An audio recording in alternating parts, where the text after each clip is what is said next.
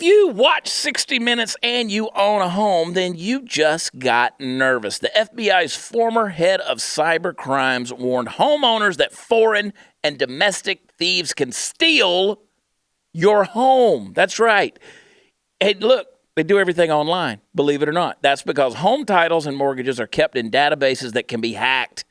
If you have equity in your home, here's how they're going to get you. They simply forge their name onto your home's title, use your home as collateral to borrow cash, and stick you with the payments. No bank or identity theft program is going to protect you. You need Home Title Lock, America's leading title and mortgage guardian, for pennies a day. Home Title Lock puts a virtual barrier around your home's title and mortgage. Listen, if cyber thieves tamper with it, they're going to mobilize to help shut it down. You may already be a victim and not know it. Here's how you're going to find out. Go to HomeTitleLock.com and register for a free title scan report. Go to HomeTitleLock.com. You're going to get that $100 value free, that title scan report. It's important. Sign up today, HomeTitleLock.com.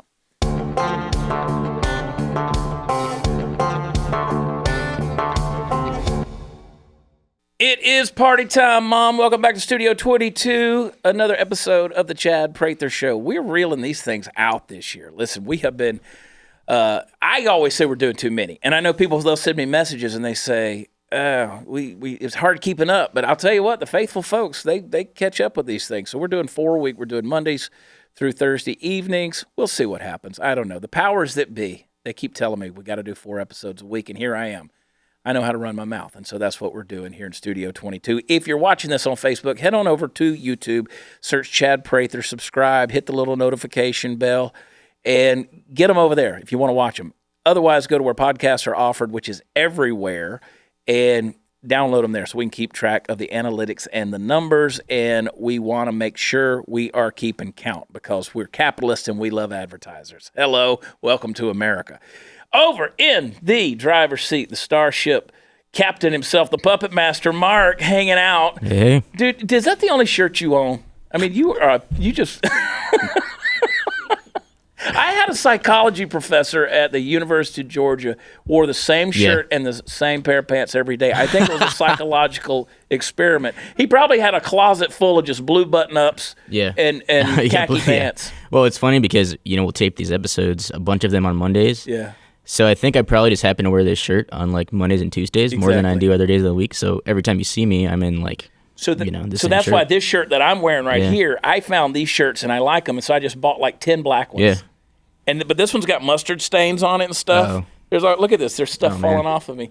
Candice, Queen of the Ethiopians, you really need to do a better job mothering us and making sure that we stay straight. I can only do so much. You do a lot. I mean, if I'm like picking out your guys' outfits, I think we need wardrobe. Yeah. We need wardrobe. You know who needs wardrobe? Party Foul Steve. That's look at this guy. Yes, you do. I wear the latest shirts of... When you look at Steve, when you look at Party Foul, don't you just think of a little kid? Like he's got his little hair tucked under. He's got a little tuft of bangs that stick out below his baseball like cap. Little League. Yeah. He's like a little boy. He's like a 50-year-old little boy. 50. I'm not 50. I'm 48. He's working on it. I hope you make it to 50. I'll make it. Man, our livers may quit after this last trip that we just went on. Wow. Woo! Living on a prayer. Yeah, we were, man. They'd take my liver out and hit it with a hammer and put it back in. It's like Gary Coleman, black, small, shriveled up, and dead. It's terrible. Wow. I know. Sitting over here in the hot seat, my buddy. You know what? He's the author of a great book. Listen, I read these books. I read them. We have so many guys that come in here, authors, and they're guys who lived it and experienced it. The book is called Echo in Ramadi. Scott Huesing, USMC retired, came out as Major. This dude, he's a Mustang. That's what we were just talking about. So you enlisted. You enlisted, then got out, went to college. I did. And came back. Yeah. So I barely squeaked out of high school. Yeah. To preface that, this is not a true confession. I always like to throw one true confession out during the show, but barely made it out of high school. Had a smoking hot 1.24 GPA. I know that feeling. You got that beat? Can you beat that? Can anyone beat that? Party Foul Steve? I think you got me beat. Listen, Dumbest guy in the Scott, room? by the way, Am I the dumbest guy in the room? No, by the way, Scott, as we know, everybody knows this. Party Foul Steve was a Marine. Yes. He had a choice. The judge said, "You can." You see where I'm going with this? Yeah. True story. I'd have probably only spent a year in jail. That's not bad. You I can do mean, that standing on your probably. head. Yeah. So anyway, this GPA. Yeah, so enlisted in the Marines and went to Desert Shield, Desert Storm, and then soon found the errors of my ways and the value of a college education. Went to Illinois State, and I don't say that to brag, but they only let us select 50 or 60,000 in every year at Illinois State. But look, man, seriously, I was just happy to go to college, and I say that jokingly, but the discipline that I received as a young Marine, as a young 18, 19-year-old kid, and going through all that really set me up for success in college. I did much better in school, graduated in 3 years, and then still felt the need to serve and be connected with the Marine Corps and give back. And that's what led me into a commissioning program to become a second lieutenant, and held all the right billets of responsibility and the right jobs. And then some 15 years later as a captain, that's kind of where the story picks up, as I was thrust into Ramadi, which was literally the deadliest city in Iraq because, not hyperbole. We lost more Marines and soldiers and sailors in that city than any other. And it was really the pinnacle of my career to be leading men and women under those types of conditions. But also, it really redefined what we knew about fighting, just the sheer intensity and how dynamic the battlefield was during the surge at the peak of the insurgency in 2006 and 2007, when we flooded that battle space with an additional 20, 30,000 troops. Let's go back. So you enlisted in '89, and that was right there, that precursor leading up to Desert Storm, which was what, 91? Yeah, 91. And so you go in, you're in Kuwait, and you're dealing with this encroachment in Kuwait, and that's one type of warfare. That's one type of thing that happened because we went in there and dealt with that. But people were enlisting, people were joining the military then, I think, with a different motivation and different reasons than, say, post 9/11. Because now post 9/11 comes along, and a lot of guys are like, it's time to go kick some rear end because we've been attacked. And you have the nature of warfare and what was going on, because then it got down and dirty. It got face-to-face, hand-to-hand. It wasn't we're going to, launch, knocking down Scud missiles and things like that. So you wind up in Ramadi. Well, yeah, the difference in, from what was a more conventional war in Desert Shield, Desert Storm, to what happened in Iraq and Afghanistan, which are two completely separate bowls of fruit when we're talking about the dynamics of warfare. But in Iraq, with the insurgency, was, you had this small group of insurgents that literally lived amongst the people. So we're fighting day in, day out, 5, 6, 7 times a day. I mean, you literally set your watch by, how often we'd be fighting. And these insurgents that were hell-bent on, promoting their hateful ideology and using the people of the city as literally human speed bumps that just got in their way to promote their ideology to suppress the city. These things that I wrote about and the things we experienced, they weren't urban legend. The kidnappings, the rapes, the beheadings, the using children as human shields when we're engaged. I mean, this is what we experience day in and day out. So the type of warfare compared to Desert Shield, Desert Storm, I don't say that to diminish the fighting that was done in that time, but it was vastly different from what we experienced in Ramadi. And I always say this too, so there's never any confusion to any of the veterans that are listening or tuning into this show. I don't say that I'm the voice of veterans. I never do that. Yeah. I have a certain capacity to share my story and that of my Marines, and it's emblematic of what a lot of guys did. Right. But we weren't the toughest, badass Marines that ever walked the face of the battlefield. I'm sure there's plenty more that fought harder than we did, that lost more Marines than we did, and suffered and sacrificed as much, if not more, than we did. And I never say that we did more. But I think it's important to share this story about the Second Battle of Ramadi, because I never wanted that to get washed under the other great battles, the Fallujahs, the Kandahars, the Baghdad's. So I think it's really important. And, although the book, you look at the cover, it says badass Marine, looks like he's going to kick your door in and do bad things to you in the middle of the night. When people ask me today what the story is about, I say the core message is the power of human connection. Because, there's the fighting and the friction and the excitement, but there's so many stories about leadership, team building, overcoming adversity, and people. The 100 interviews I did with the Marines and soldiers and the families of the Marines we lost and that we continue to lose to veteran suicide, those had to be told. And I shared those, but I also shared a little bit of myself in there too, because as a writer and as an artist, you can understand this because we were talking about the shows. You got to let people in to really have that type of authentic nature and not just be one type of person or the other. So I thought it was really important for me to share a little bit about myself. And that took a little bit of prodding too. My editor kind of had to kick me in the ass and say like, hey, there's not enough of you in this. I don't know if you ever get that. How much of that, so I'm one of those guys that I tend to become way too transparent. But again, we're not talking about what you dealt with because we all have that private life. We all have that sense of self that we want to protect from the general public. But with you, and I've talked with enough veterans, I've talked with enough guys who have done the stuff and been in the thick of it.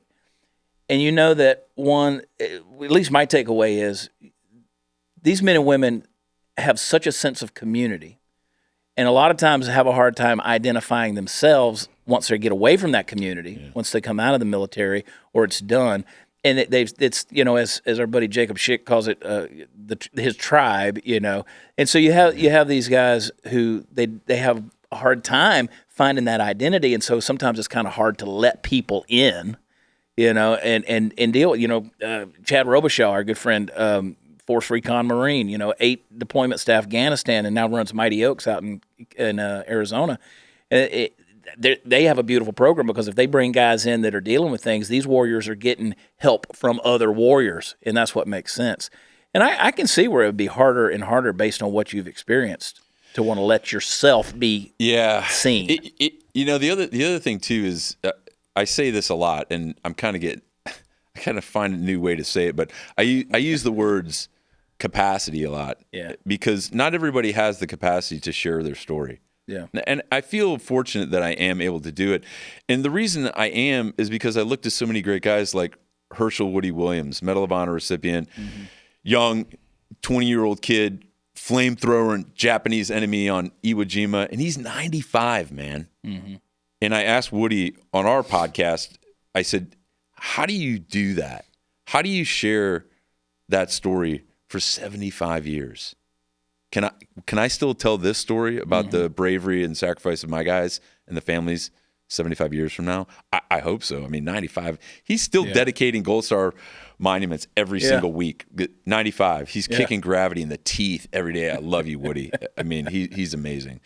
What he's doing. But to be welcomed back in to the tribe and find that sense of connection, I think by sharing and by having that capacity to share the stories, I think a lot of the guys in the veteran space who are artists and entertainers, one of the guys who really has just owned that is a good friend of mine, Rudy Reyes. And I'm not sure if you know Rudy's a recon Marine, actor, Generation Kill, HBO.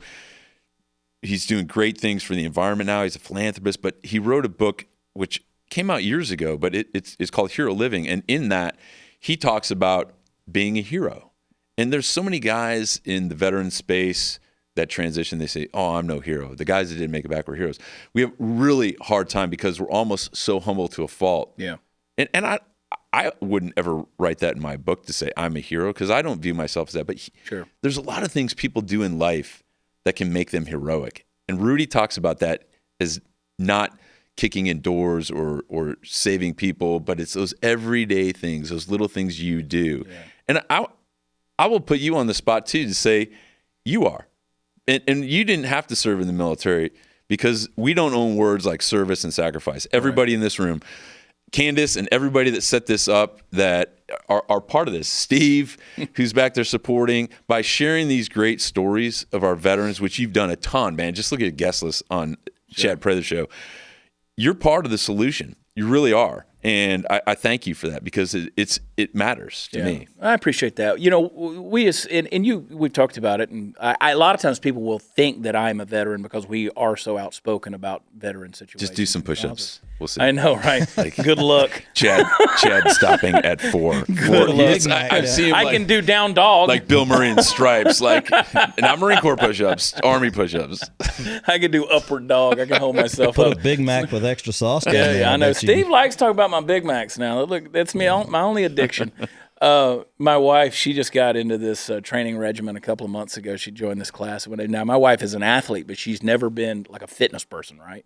And she's a great athlete. And she'll wear you out in volleyball, basketball, all this stuff. But, oh, my gosh, she's never been a fitness person. And all of a sudden now she's eating clean and doing all this stuff. And I'm like, who are you? I don't know you, woman. I mean, it's like, you're looking good, but who are you?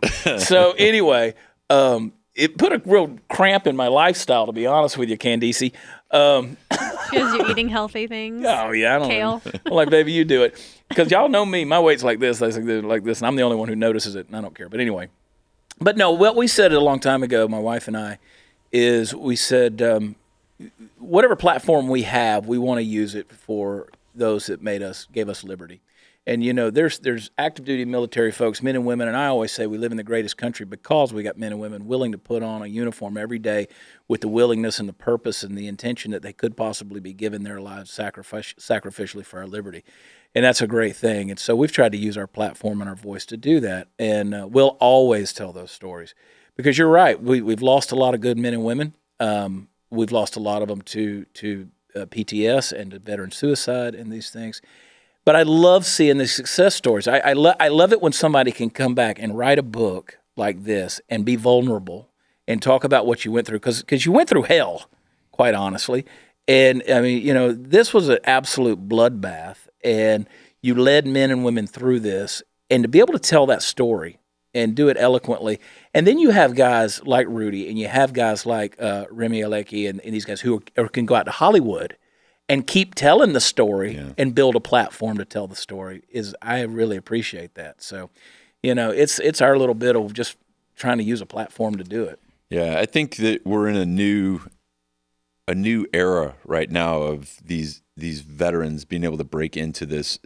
And one of the things we're doing through our network, and for those that, these meetings don't just happen. It's, again, the network, Jason Piccolo with the Protectors podcast. And I think we were introduced by, Rocco Vargas and Hey Vinny and Pete Turner on the Break It Down show, which I co-host, and just sharing the network and not saying, oh, well, you can't talk to Chad. No, we share names and contacts and emails. We never soccer mom stuff because that's how important it is for us, especially in this entertainment industry, that these stories get told, and building a coalition of military artists and veterans, and also talking to these young guys who are coming up through the ranks, that your story has value and not giving it away for free. Yeah. And I think a lot of times these young veterans will enter into deals and they get burnt because people promise them some things and then they take their story and people run with it.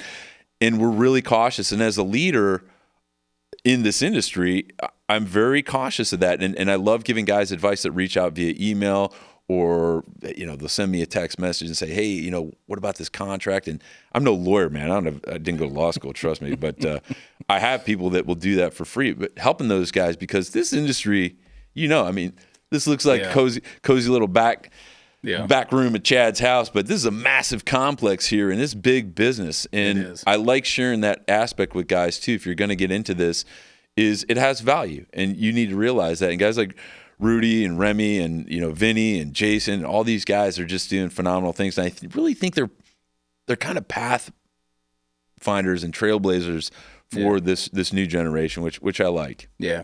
I always, I go back to the example of Jesus telling them to throw the net out there and they're catching all these fish and the net's breaking. And it's like, how strong are the knots in the net? That's your relationships. That's your network is the relationships are those knots. You got to make sure you tie good knots, because if you're going to pull things in and do it as a team, the net can't break. You know what I'm saying? So it's a phenomenal thing. And that's one admirable thing that you do among many, is that you're willing to promote these other guys, and that's the thing, because it doesn't take anything away from you. What is it? No. How does that hurt me? Not at all. I love doing it. I think that, again, at the beginning and the end of every day, if I'm helping vets, that's what makes me happy. Yeah. And whether it's promoting someone else's book, reading someone else's stuff, giving a blurb, saying someone else's podcast, if they, I mean, how does that hurt by talking about Jason's podcast? It doesn't, man. That's what makes us great, and that's really what it's all about. And it's phenomenal. And there's so many other great ways, and a portion of the proceeds of my book go to my nonprofit. I'm the executive director of Save the Brave, and we help vets with post-traumatic stress. We're the only West Coast nonprofit at Save the Brave taking veterans offshore fishing in California, if you can believe that. Like, we're the only guys doing that out of 450,000 veteran nonprofits that are registered with the IRS. That's what we're doing. We're crushing it. We're doing 7 trips this year. Isn't that crazy? Yeah. I mean, you hear about things like that, and you're like, well, of course there are folks that are doing it, but there's not. Yeah. There's so many unique ways to be able to serve that community. And that's savethebrave.org, right? Savethebrave.org is how you can find out a way to help vets and donate, become a sponsor, volunteer. Go to savethebrave.org. We're doing great. And that was started by one of my young door kickers in Ramadi, who we saw the need for bringing guys together in a safe space and allowing them to heal. Yeah. Safe spaces. This is a safe space at the Prather Studios, yes. Yeah. Put on your safety pin. Yeah.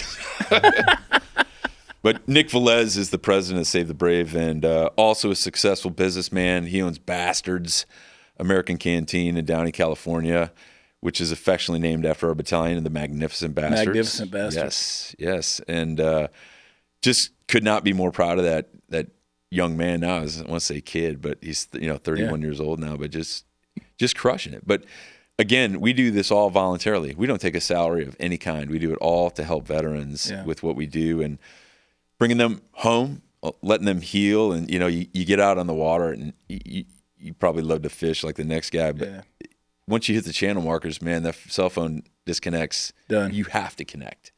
And that's what we really love, is bringing these guys together. And we're not out there floating around telling a bunch of war stories either. It's not like the VFW, nothing against VFW, but it's not a bunch of old graybeards sitting around getting boozed up and just saying the same old tired war stories, because that's not what helps guys. Yeah. The connection is what helps guys. Connection really is the cure. And there's no pill, there's no vaccine that the VA can shoot you up with that's any better than getting these guys together in a safe space and connecting. Yeah. And that's what we love to do. Well, let's talk about Ramadi. Let's talk about these magnificent bastards. Do it. Walk us through this story. Well, we were a Marine Expeditionary Unit out of Southern California, and when we got deployed, we set sail to the Middle East without knowing we were even going in country. We had been training for months and months on end, and once the surge strategy was ordered by President George W. Bush and General Abizaid at the time, they said we're going to commit the Theater Reserve, which was the MEU. It's 2,500 Marines and sailors that are specially trained, and we go from ship to shore. So they pulled the trigger on that. They sent us in, and what happened to our unit of those 2,500, we were spread out all over Iraq, because at that time, the best analogy I can use is this insurgency in Iraq had become this giant game of whack-a-mole. So the insurgents would pop up in one city, and we'd hammer them down. And then they'd go to ground, and they'd ooze out, and they'd pop up in another city where there was less resistance. So now we had this surge strategy where we flooded the battle space with an additional 20,000 troops to really hammer down on all of those pockets of resistance. And for us, for our company, we were sent to work for the Army in Ramadi, and that just happened to be the time and place where they decided to really stand toe-to-toe with us and fight. So here we are, embroiled in this bloody battle in a city of over 300,000 people, and these insurgents are hiding amongst the people. And that's what made it so difficult, was you really didn't know who the enemy was. Right. I mean, obviously the guys that were shooting at you were bad, but when you're going house to house, door to door, street to street, going through people's homes and rooting through their lives, man, I mean, looking back at it now, with a little perspective and wisdom, you think about that, man, sitting in your house, and it's 3 a.m., and all of a sudden a squad of Marines kicks your door in, starts going through every drawer, every closet, pulling your furniture out, putting you in a back room, or kicking you out of your house because they're saying, hey, hope you got some family nearby because you're not staying here tonight. I mean, that's what the people of Iraq have had to deal with for the better part of 14 years now in this war that we're still fighting. I mean, let's make no mistake about it. We're still fighting in Iraq and Afghanistan to a lesser degree. But when we were doing that, it really kind of blows my mind to think back how brutal the tactics were. And we didn't do it with this callous disregard for the people. It was the only way we could survive in the city, because you're not digging fighting holes in the middle of the street, and you're not sleeping in the streets for sure, because you had to be protected. And I tell you, if there was a place you ever want to fight a war that was that bad, it was Iraq, because they can build some houses over there. They're thick, concrete. Yeah, thick walls. Think about getting a firefight downtown Dallas with 7.62 machine guns and tanks and rockets. Man, it would be sailing right through drywall and glass. Glass. Yeah. So if there was a place to fight, it was definitely the right turf to be fighting. And we were fighting day in and day out. And those Marines, the leadership at every level, Chad, was just simply astounding to me, because those boys, man, they took care of each other and me better than anything I'd ever seen. And I wouldn't be sitting here today if it wasn't for the sheer bravery and the love that those guys had for one another, and still do to this day. I think a lot of us still stay remarkably connected, and probably through a lot of the shared adversity and hard times bring guys together that can do that. But could never have been more proud of those young men and women that were fighting. I say women too, because they were out there as well. And I think it's just a remarkable experience. Yeah. And you guys, so the main goal of what you guys were doing in Ramadi was obviously they stood toe to toe, as you said. And you're chasing these insurgents all over, and like you said, playing whack-a-mole. They're popping up all over the place, and now it's go time in this situation. I mean, and I'll tell you, I say this I submit it in the most humble way I possibly can, but I've been to some of these training places. I've been to a lot of forts. I've been to a lot of bases. I've been to a lot of places around the country, and I see these training facilities where they have built these the mock-ups. The mock-ups. And I'm like, good God, they built a city in here. There's these guys. But now training's one thing. It's another thing when bullets are flying past your head and RPGs are coming in and all these. And people are dying around you, and you guys are in, like you said, the deadliest city in Iraq. And how did that whole deal unfold? How long were you guys in there? Well, we were in Ramadi for a couple months, and then we shifted over to Western Ramadi, and then we went over to Rupa on the other side of the country. So we were kind of like scab labor for the whole Army Marine Corps team. They kind of bounced us around the city wherever they needed to bring in this blunt instrument of war, which is kind of what our company was. Over 250 Marines that we weren't there to make friends. Yeah. I mean, our mission... This wasn't a Carnegie course. This wasn't. No. Our mission was clear: kill or capture anti-Iraqi forces. Full stop. That's what we did. And to do that, we had to bring everything we could to bear on the enemy, from small arms to tanks to close air support that we had tied in with the Army, and rockets and artillery. Everything we did, and we made a difference. And that's something I saw after I wrote the book. Was I was going through and doing the interviews, and I talked to some of the other commanders that I fought alongside. I said, man, is this true? After we left, were they doing like a 5K fun run down Route Michigan with the Iraqi people in Ramadi? He goes, yeah, man, that's no shit. That happened. I said, I thought it was urban legend. No, 5K true.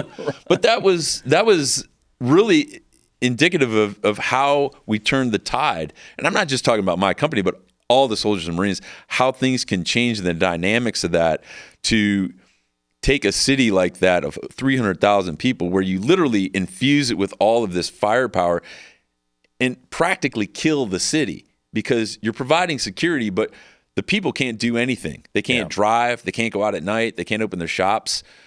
So then to see it comes back to some semblance of normal for the Iraqi people several months later, really if you're looking for a metric of success, that's one of them. I mean, killing bad guys is another metric, but I mean, for me, my ultimate metric of success was bringing as many Marines home alive with me as possible. Sure. At the end of the day, so Yeah. and we did as best we could. And we lost guys, had a lot of guys injured, but that's really, as a commander, that's the true metric of success. If the average person wants to get an idea, is Hollywood ever done a good representation? Yes, they have. Again, Rudy Reyes, I think Jen Kill was a good HBO miniseries. I think The Pacific, World War II, was a great depiction. I think We Were Soldiers, Mel Gibson did a good job from the Vietnam era. All very accurate depictions where they show the people. Again, for me, I like to write stuff about people. It's always about, Chad, what do those boots feel like on your feet? How heavy was the hat? Like, I want to know all the details. I don't want to know when you got there or how you got there. I don't want to report. I want to tell stories that make a difference. And when the emotion and the people are in those stories, I think those are always the best. Yeah. I some people like documentaries and more facts. Yeah. But my book is not a book of this battlefield chronology about we landed at this hour and we marched north and flanked right and attacked. It's about the people. Yeah. And there's a lot of great examples coming out, I think, in Hollywood that they are given some really good depictions. I'm waiting for a good one about this war to really come of age. But I think there's been a couple to date that really stick out for each generation. There's some that are just miserable. I mean, I don't want to throw anyone under the bus. I've always wondered about it. And then there's things that just aren't reality. Like we've talked, I'm friends with the guys that came back from Benghazi, and they're like, okay, read the book. There were no cars exploding. Tig was just on, and what a redneck. Did you see him? He just had his redneck Olympic Games. We were, this past weekend. I was like, bro, how did it? I texted him the other day. I said, how'd it go? And he goes, man, it was great. It was fantastic and all this stuff. And they're out there shooting off Roman candles and pitching toilet seats instead of horseshoes. I'm like, Tig, you are the biggest redneck I know, dude. I hope I see him. I got to go to Colorado Springs. I'm going to be at the Air Force Academy doing a gig with Dan Rooney from Folds of Honor, and Tig lives over there, so I'm hoping I can run into him if he's in town. But I'm like, what a redneck this guy. But Tig's funny. So I've talked about it with him and Oz, and I'm like, okay, how'd they do in the movie? And they were like, it's okay. They said, the back and forth is there. Like Jeff Kyle hated American Sniper. He hated that because they made him look like a but that was a big part for him. But yeah, are you time stamping? 31:33. I said he's got to time stamp it. 31:38. 31:39. Every time I go. Is this a no No, swear zone? you can do it, or you can say whatever you want to say. We just apparently there's certain words that they have to bleep, but whatever. We're pretty laid back around here. Party time, Mom. I'm actually pretty good about not dropping F-bombs in interviews, and I was actually on a podcast where F-bomb is in the title, and I actually kind of had to force myself to throw one out there. Yeah, just for. So I did, and my mother's going to be ashamed of me. So Aubrey Huff, that played with the San Francisco Giants, he's got a podcast called Off the Cuff with Aubrey Huff, and those guys are ball players, and normally they have pro ball players on there, and they're just this locker room talk, right? So you can imagine these guys. So they had me on last week. I mean, like, here I am. You got all these guys, these legendary baseball players, and there's me, just because Huff loves me. And so we're talking, and I'm like, oh, my mother can never hear this episode. Party time, Mom. But it was, my mother always gives us a hard time. Is there a show rating? Is this show PG-13? R? I don't think there is. People ask me that. It doesn't get too bad. It's a podcast. Yeah, it's a podcast. It's a podcast. That's the beauty of this medium. I love it. It's my favorite thing. We can go in any direction. It's my favorite thing. Podcasting, I think, especially in this age of so-called fake news, and it's an overused term, but it is true. True journalism these days has been lost. So if we're all just going to give opinions, let's give opinions. Let's talk about what's real, and the only way you can do that is bring guys in who can tell their story, and that's what's real. I mean, like if you watch, again, back to that point, if you watch 13 Hours, you would think there's cars exploding everywhere. Well, that's Michael Bay putting his spin on a movie that needs to be exciting. And it is exciting enough. But, Tig says there were no explosions until they started dropping mortars on our head. And you got to do that to make it entertaining. I mean, because it's called the entertainment business for a reason. But But I've talked to the guys who were in Somalia for Black Hawk Down, and I love comparing. What was this? How accurate was this?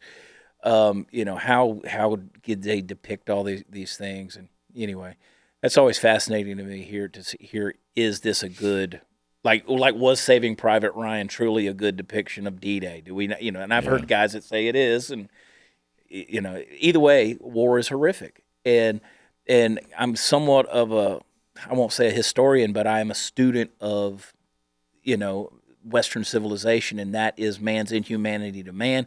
In World War I, everybody thought the world was getting better. Humanism was getting to be bigger and bigger, and people thought they were inherently good, and then they go out there and 10 million Frenchmen alone die in the trenches of World War I, and they realize people aren't good people.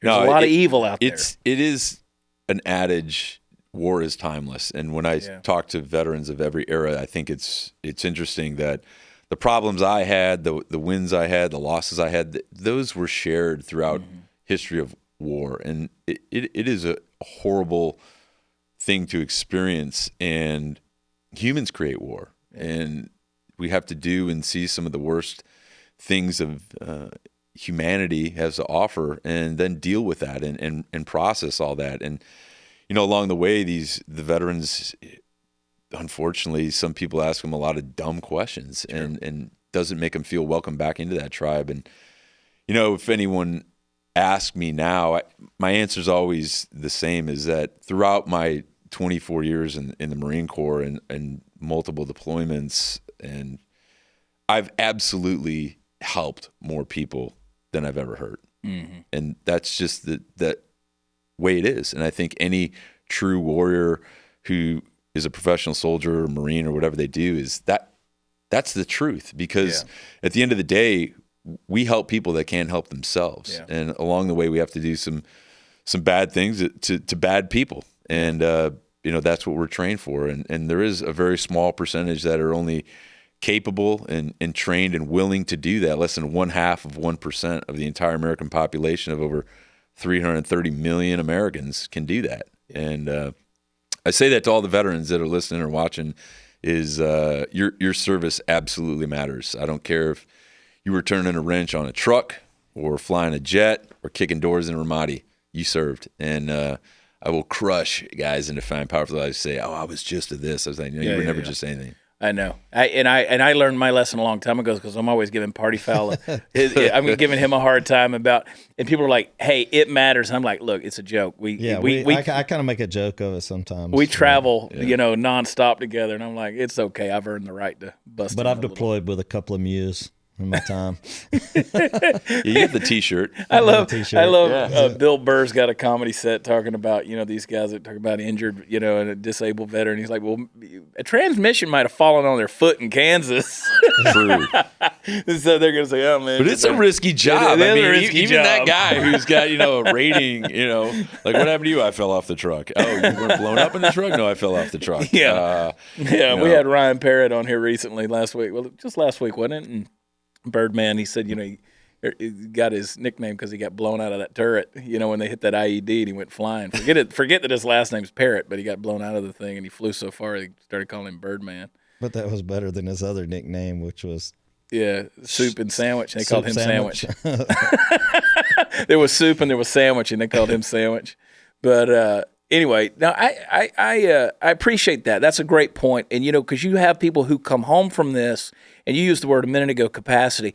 We actually having this conversation this morning amongst ourselves about how you have guys who come home and they handle it with different capacities. Yeah. Some guys come home with severe trauma because, just like we were talking about, I don't think people are created to be famous. I don't believe that we're not designed that way. People are also not designed to be put in the middle of battle and to test that level of resiliency and that humanity and death that's surrounding you. That's a hard thing. When you experience that to all those little pieces of trauma, whether it's death on the battlefield or the loss of a fellow Marine or seeing what you do to the enemy, you have to compartmentalize that. And we use that word a lot in the military, compartmentalize, like a jar. And I love using analogies, so like, it's like jam. You just put the lid on, you store it away. But, eventually it's going to fall and break. And, it's a mess when you have to unpack that trauma. But with the network and people that are willing to bring you into their tribe and support you, hopefully you got some people around you that can help you clean up the mess. Yeah. And what's interesting to me is after I wrote Echo and Ramadi, I went back through and I'm looking at the names of all the Marines and soldiers that I interviewed, and I thought, God dang, man, they are so young, 18, 19 years old. And then I put it in perspective. I was a 35-year-old captain that had multiple deployments, had been to combat several times, and had a lot of life experience. But the things I was asking Sergeant Prather to do, I didn't see the 18-year-old Chad. I just saw Sergeant. Yeah. And the things I was asking him to do, these superhuman acts, day in and day out in the face of great danger, surrounded by complete uncertainty, I never realized that until I wrote the book, and I thought, man, how did they process that trauma in comparison to me? Because as you age and mature, I mean, I don't think most of the young guys their frontal cortex is even developed fully, and this is what they're tasked to do day in and day out. And I don't know what your stance is on millennials. I can only imagine, like, I'll get Chad off the rails on this probably. But I'm a fan, for the record, because I'm very grateful to what they're doing, and I recognize the field grade officers, these captains and majors and colonels, they're millennials. These young privates and sergeants, millennials. These cops that are patrolling the streets, millennials. The guy that's going to sew you up when you bust your head open, millennial in the ER. So I think they get raked across the coals a lot. I've gone on record numerous times as saying that millennials get a bad rap. They really do. Now there are things about millennials I love to poke fun at, and that's the entitlement culture. But again, the guys and gals that are doing that, I think that's in every culture, though, don't you? It is, and ultimately you can't blame that generation. It's the generation that went before them that enabled that. Absolutely. As a guy that subscribes to that theory as being a leader for life, I am so tired of the adage, I walked uphill both way in the snow to school. And man, you could save that. Just save it, because if you're not teaching this young generation about your wins and your losses, your successes and your failures, you're part of the problem. And this generation, if this country is going to continue to succeed for another 250 years, that's the message that the Gen Xers have to be teaching to the millennials. Right. I absolutely believe that as a leader. No, I agree. And as a father of 5 kids, and 5, that's like a whole squad I know, of Marines. like a bunch of, and I look at my 2 oldest, and Candace. I mean, you look at Candace, and you look at Mark, and these guys. Millennials. I don't even know where you fall, Mark. You're a millennial, aren't you? Yeah, I think so. What's the cutoff? 35? Like something. I mean, Yeah, are you I'm 26, Gen Z so. or are you millennial? Millennial. I think I'm Gen Z. I'm Gen 23. Z, which I'm impressed. I'm really impressed with this Gen Z crowd. I mean, this group of kids, because now they're kind of becoming reactionary to some of the entitlement they saw with the millennials, and so. But the point I'm making is I know some good ones. I know some great ones that are out there doing good stuff. So that's why I say they get a bad rap, because if it weren't for this millennial generation has really brought some good things. They've really kind of Absolutely. Where's the They've really millennial brought- cutoff in Gen Z? I want to say it's like 35 down to like 25 or something. No, like that. I think it's like 14. I don't think you're Gen Z. I don't think think she so just either. doesn't want to be called a millennial. She's like, I don't want to be a Let's millennial. see. I was gonna say, Is I Gen have Z two. that I have young? two. They're definitely teenagers right 14 now. and below, yeah. Yeah, I think they're definitely teenagers. This Gen I have Z. 2 Gen millennials Zs? that are serving their It country. gets Gen Z? fluid. It gets kind of Yeah. fluid. She's Googling it. What you got? Gen Z is from 95 to 2015, and millennial, I think. 2015. So I that's think all the don't way do down to a math in public. 4-year-old. You got, Yeah. Yeah. I don't do math in public. Yeah. Strict rule. I'll just go That's with kinda- millennial. I'll just go with millennial. That's about it. Yeah, that's about a fit. Yeah, you're a millennial because you're an impressive millennial. I'd put Candace Ortiz up against anybody, and I'm telling you, they whenever we were trying to find a editorial producer for this show, Candace came along. I didn't know Candace, and Candace started working, and then all of a sudden they were like, "Hey, do we need to interview more people?" And I was like, "Hell no! I'll fight hell with a water pistol. She ain't going anywhere. If she goes, I go." And there's a 23-year-old girl running my life, and I'm like, "Nope, she sticks. She stays." And I'm Thank telling you. you, I'm looking at you, Glenn Beck. Coming for you, Beck. No, Glenn didn't have anything to do with it, but our guys, I mean, they were like, "You," and I'm like, "Nope, this kid sticks around."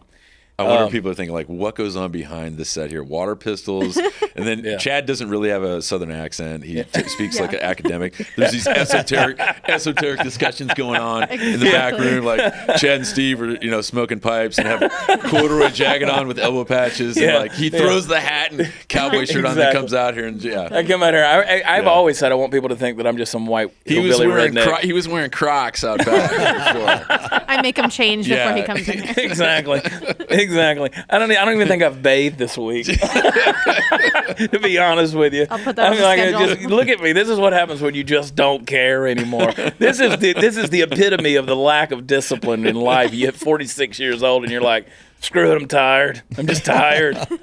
Oh my Lord. And then I read a book like this and I'm like, oh my gosh, what is wrong with me? I am damaged, just damaged. No, I played a part. They gave me a part in a movie we wrapped on last month, Steve. We were over there, had to go to Atlanta.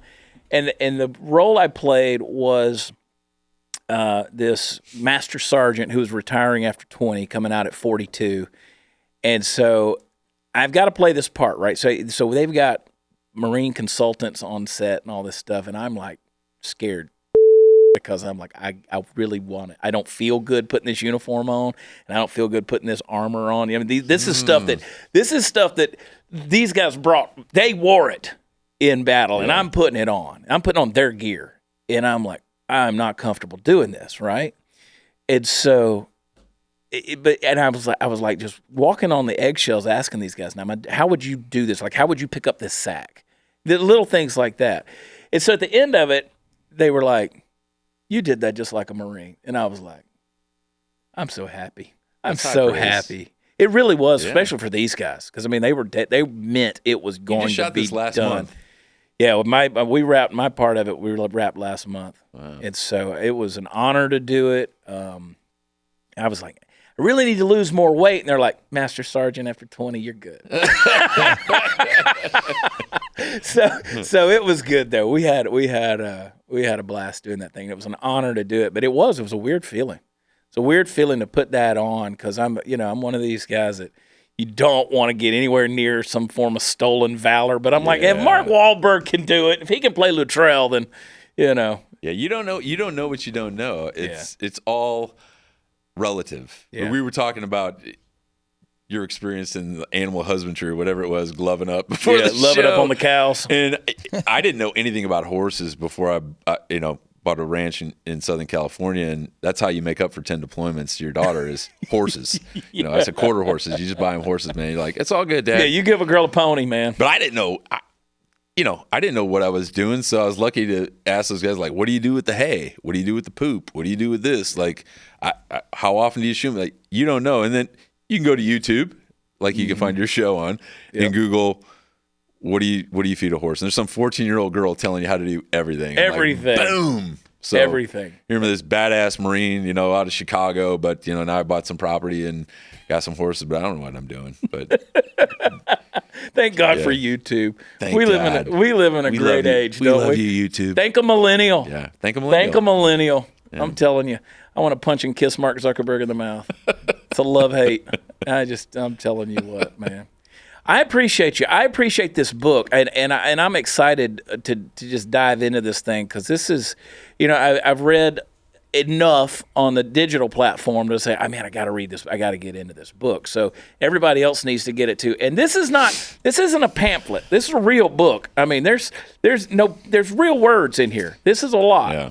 This is a great story right here. Echo in Ramadi. You can get a picture of it. I think we got a graphic we can throw. Has he got any there. pictures in it? Huesing. There's no pictures, for the Marines in the room, but pictures. If you people asked, "Are you going to put pictures in the book?" I said, "No. I need to paint them a picture in words." If you want to see pictures of the Marines, you can go to the website at echoandramadi.com. But the story had to be there for me to really, from an artistic standpoint, is like to really paint that picture, describe what these men and women and the families went through. And some of the stories that I had to tell were pretty tough. And I've had plenty of battle-hard Marines calling me after a plane ride saying, "Hey, thanks, a-hole for making me cry on a plane next to a total stranger, this lady." I'm like, yeah, whatever, man. Break out the Kleenex and keep reading. But yeah, there's some tough parts in it, but those are the things that had to be told. And the real validation for sharing a story like this and, being supported by shows like this and everyone in the radio and podcast and TV community. And we launched on Fox and Friends, and I love those guys for supporting. Sure. But that's all great to make a book become a bestseller. But when I get an email, and I'll share this, she gave me her permission. I just received this on social media, and she said, my husband died a year ago. We lost him from his wounds that he sustained in Afghanistan. And she said, I just finished your book. And it wasn't until I read your story that I really understood what my husband had gone through, because he would never talk about it. And after he died, everybody in my family and my friends sent me every single self-help book on grief and getting through this, but none of them mattered. I threw them all away. And it wasn't until I read your book that I really understood and was able to move forward. And I was like sitting at my computer. I was like, man, it's dusty in here. Like, it's like another Geico commercial making me cry for some unexplained reason, like just things that set me off. But reading that email from a total stranger, like that is the most powerful thing. Yeah. And I'm sure you probably get that to some degree in your field as well. Like when you help someone that you never thought you were going to help or have an impact on, that is really what it's all about for me. Yeah, makes it all worth it. It does, absolutely. Makes going through the minutia and the crap well worth it. It's it does. The rewards. It really is. I've started keeping a box I keep a little wooden box on my desk at home, and I call it my reward box. And I'll get letters or I'll get a coin or something, because I've got a display of those things. But I like to keep, those are the rewards. Yeah. I mean, it's crazy stuff. So. Well, I got one for you right here. All right. Another one for your reward, Max, from the magnificent bastards. For you. Thank you. I love it. I love it. Steve's That's an like, honor. yeah, he's got jelly donuts in his reward box backstage. I know, exactly. Sprinkles. Yeah. Sprinkles. Big old turd with a sprinkle on it. Hey, go get the book, Echo in Ramadi. Scott Huesing. Listen, man, thanks for coming on. You're always welcome. Man. And let's, anytime you're Love it. around, let's do this thing. Yeah, I'll be Let's have fun. back down in September, helping support another Dallas charity. Light Up to Live Foundation is having me down as a keynote speaker. I think I'm going to bring Rudy Reyes down. Good. Maybe we can get him in here with you. Come on. Yeah. We'll plan it out. Yeah. We'll do it. Candace is on it. Candace will do this thing. Make a note, Candace. Making it. Candice. We'll do it. Golly, she's like a steel trap over She's there. amazing. Ow. This kid. At Echo in Ramadi. Find him on Instagram. Check him out. You can find him on Twitter, too, if you want to do that. Twitter's a dumpster fire. It is. It's a dumpster fire. I like to stir the pot and make them lick the stick. Lick the stick. I love it, man. Oh, Scott, thanks for coming on. Hey, for those of you watching, go to watchchad.com. Find me at a live show somewhere around the country. We're moving all over the place throughout the summer, and heading into the fall is going to be a big schedule, so come find us at a live show. Then, of course, you can follow me at Watch Chad on all of the socials and stuff like that. And remember to tell your friends to go where podcasts are offered. Listen in to incredible stories like Scott's and many other things that we do here that's just nonsensical. These are the ones that matter. These are the stories that need to be told. So go get Echo in Ramadi and check it out, read it, tell your friends about it. And by the way, if you get bored, go leave us a 5-star rating, because we don't believe in 1-star ratings. You understand what I'm saying? Don't break the streak. I love y'all. God bless you. We'll talk to you next time. Bye.